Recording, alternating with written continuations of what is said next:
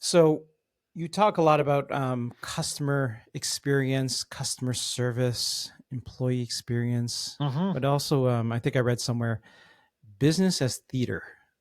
Yeah, yeah. So, What so, is that? um, so very interestingly enough, I was hired by a community Okay. to do a service excellence program. It was a community that just brought. It's a very small community, and they were getting slammed on social media. People would come would kind of post on social media. I had a really great day at the campgrounds. The fire pits are amazing. It's a great park system. Oh, it's so good. It's too bad when I went into the town and I went to XYZ store, they treated me like this. Hmm. Challenging. And it was the first time that I realized all the things that I felt in hospitality and all my years of hospitality. I realized that they other businesses were feeling exact same angst as I was. I used to joke with people that hospitality would be a cinch if we didn't have people. Just get rid of that variable. But then I found out that as I got hired by the community, I found out that as I was able to peek into different industries, everybody was suffering with the same issue.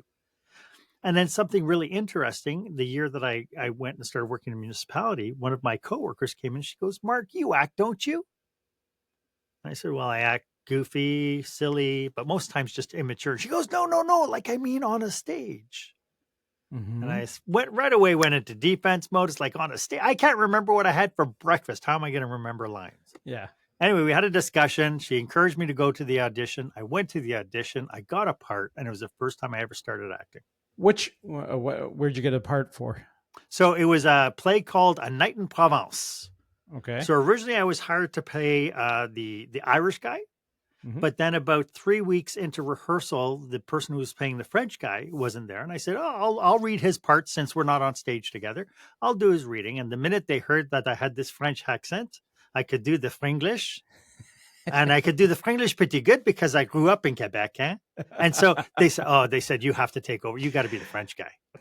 And so I Obviously, played. they were looking for a Quebecois accent, right? Well, no, that's the funny part of it was I did the show, and one of my colleagues' bosses were in the audience from Paris, and he came up to me, and goes, "Oh, you are very good, but your accent is too much like a Quebecois." Yeah. And so I put on the accent right back at him. I said, "Oh, you know what? You're right. It's terrible. It's Quebec. Yeah, but here's the thing.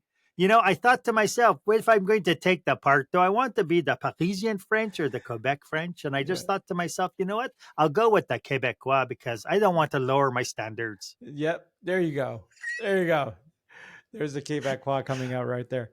Interestingly, Yep. that experience Hmm. kind of seeded my whole idea from my book and kind of my differentiation. And that is, I came to this realization that if I looked at everything that we did, I sat on a stage after the opening night and I sat and looked at everything we did. We coordinated the volunteers, we had to coordinate the bar, we had to set up the tables, we had to build up the stage, build out the stage, we had to go through 4 months of rehearsals, we had to do it all to put on 6 shows. And I remember thinking as I looked at everything we were doing, this idea of we put together this amazing production. And I thought to myself, if businesses put that much time, attention, and focus into their businesses we did to put on 6 shows, we would have amazing businesses. Hmm. Amazing businesses. And so that kind of started my journey back in 2016. It started my journey of, what does it look like? What does it look like to think about this idea that every time we open our doors to our customers, every time we pick up a phone to a customer, every time the phone rings from a customer, every single time a customer interacts with us, we think to ourselves, it's showtime. How would Mm. it change what we do and how we do it? Yeah. Yeah. It's showtime. And so when you say it's showtime, what is that mental switch that a person needs to have when they say showtime? Number one, it's not about me. When we're up on stage, when we're doing it doesn't matter what happens backstage. You could be in a conflict with somebody backstage, you could have had the worst day ever, but the minute you step onto that stage, our only purpose is to create an experience for our audience. Hmm. How do we support it as leaders, as managers? How do we take that mindset of failing forward? Because the minute we start to do that, we go from this fixing mindset to now innovation because now we're encouraging people. I want you to make mistakes. I want you to try something and see if it works. And if it doesn't work, let's go back to it and figure out what is the objective and how Yeah. can we make it work. Yeah. Yeah. It's what would it be? The value of humility. Number one, we have to know that we are not the center of the universe. We have to have the humility, number one, to tell people that we're not perfect, which I know some people go, what do you mean I can't tell my staff I'm not perfect? But it goes along to what we were talking about with ego.